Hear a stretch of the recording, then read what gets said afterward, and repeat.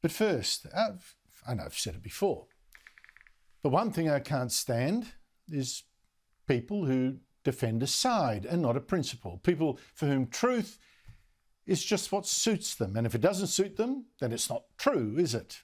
So they say. And that's one thing that we've really seen in this virus panic. I mean, people hearing exactly what they want to hear. And that's become one of our big problems.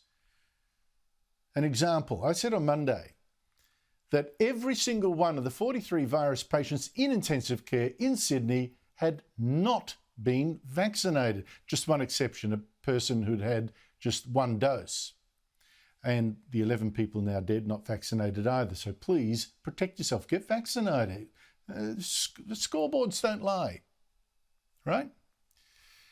Well, I can't tell you how many people have emailed me personally or said it in posts on Twitter that have gone viral, gone around the world. False, fake news.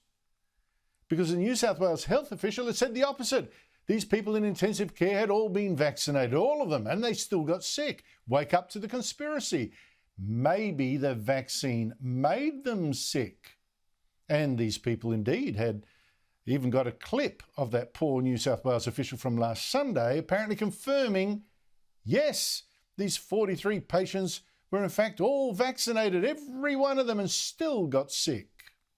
All but one are vaccinated. One person has just received one dose of vaccine. What more do you need to know? But here's the thing. I mean, obviously, the poor bloke misspoke. Makes sense, doesn't it? And in fact, just minutes after he'd said just what you heard, and in the very same press conference, he corrected himself. Dr McAnulty, would you be able to clarify, I think you might have misspoken before about the number of people in ICU that were or weren't vaccinated. Could you just clarify that stat out loud for everybody at home? Thank you. Yes, I think I misspoke before. So of the 43 people in intensive care units, 42 have not been vaccinated. One person had just one dose of vaccine. Oh, but the conspiracists, they ignored that correction. They ignored common sense. And they posted the mistake, not that correction.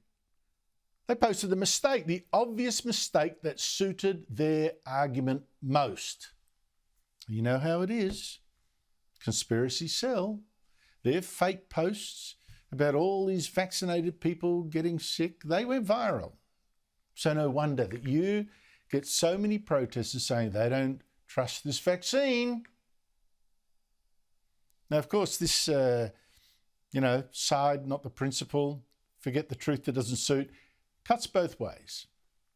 You take Professor Neil Ferguson. He's the British expert behind Britain's lockdowns, and he helped to kick off the virus panic big time last year by predicting 2.2 million Americans would be killed and 500,000 Britons more. Wildly wrong, but this guy now tends to see the worst in everything, as if he wants to confirm that he really is right to be such a panic merchant. A bit like Premier Daniel Andrews, actually. Latest example, last week he warned, no, the British government was making a horrible mistake, deadly mistake, by lifting a lot of the virus restrictions, which it's indeed now done. Shocking mistake, this Neil Ferguson said last week. Infections in Britain, he predicted, would hit 200,000 cases a day. 200,000. Instead, they've gone the other way. Fewer than 25,000 now, and without a lockdown, without doing something like Sydney. They have gone, in fact, from about 50,000 infections a day to half that. And the headlines now say, oh, scientists are puzzled. They're puzzled that their strange theories didn't actually work out in contact with reality. So do you think they're going to change those pro-lockdown theories or look for other facts, better facts?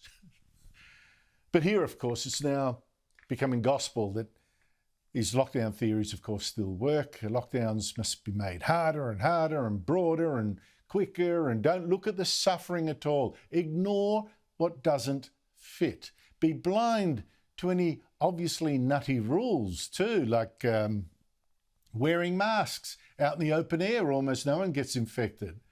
Or like the rule in Victoria still, you cannot in this state, I mean, I Premier was yesterday saying, oh, you know, we've ended the lockdown, but you still cannot go and visit your mum or your dad alone at home, even if you're both vaccinated. But any 100 blokes are allowed to go and visit a brothel. Can you believe that? How blind people are to what doesn't fit the view that they've chosen to take. And how blind? Well, you take this astonishing question from a 2GB presenter at yesterday's press conference in New South Wales. Wouldn't it be great, he wondered, he argued, if we stopped unvaccinated people from being able to buy even their food, for their own good, of course.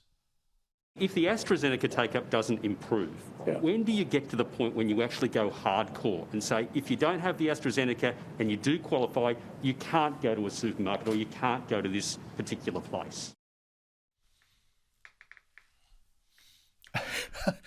I think we're digging ourselves into trenches here. It's my side, it's your side, no middle ground. Extremists rule. And if we're going to get out of this mess, we're going to need to do better than that. We're going to have to take off the blinkers.